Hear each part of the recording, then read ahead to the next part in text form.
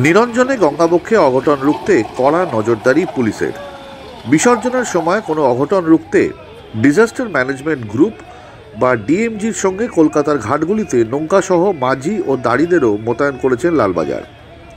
দুর্গাপুজোর পর লক্ষ্মী পুজোর বিসর্জনেও মোতায়েন থাকবেন তারা। বিশেষ করে বিসর্জনের সময় যদি বৃষ্টি হয় তবে ঘাটে দুর্ঘটনার আশঙ্কা বেড়ে যায়। পুলিশের মতে এই ক্ষেত্রে নৌকার মাঝিরাও পুলিশের বড় সাহায্যকারী হয়ে উঠবেন। কলকাতার উত্তর থেকে দক্ষিণ গঙ্গায় মূলত 24টি ঘাটে দুর্গাপুজো ও লক্ষ্মী পুজোর বিসর্জন হচ্ছে। এছাড়াও রয়েছে 6টি বড় দিঘি যেখানে ঠাকুর বিসর্জন হয়। তার উপর শহরের 19টি বড় পুকুর ও সরোবরে ঠাকুর বিসর্জন দেওয়া হচ্ছে। এই বছর বৃহস্পতিবার দুপুর থেকে 8ই অক্টোবর পর্যন্ত গঙ্গা ও দিঘি বা সরোবরে ঘাটগুলিতে বিসর্জনের জন্য অতিরিক্ত নিরাপত্তার ব্যবস্থা করা হয়েছে। এছাড়াও বিসর্জনের জন্য 25টি নৌকা ভাড়া নিয়েছে লালবাজার। এগুলোর মধ্যে কিছু নৌকায় মোতায়েন করা হয়েছে রিভার ট্রাফিক পুলিশ বা জল পুলিশের নিজস্ব প্রতিনিধি দল। এছাড়া 24টি ঘাটে মোতায়েন করা হয়েছে বাকি নৌকাগুলি।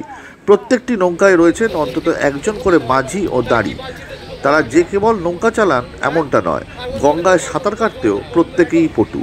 সত্যম নিউজের বিশেষ খবর।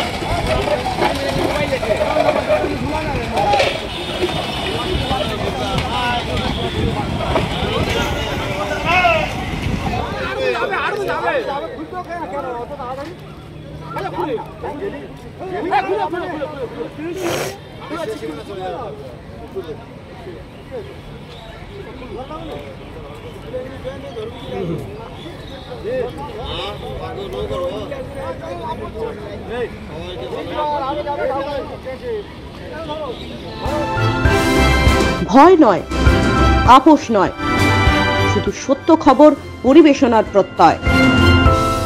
সত্যম নিউজ।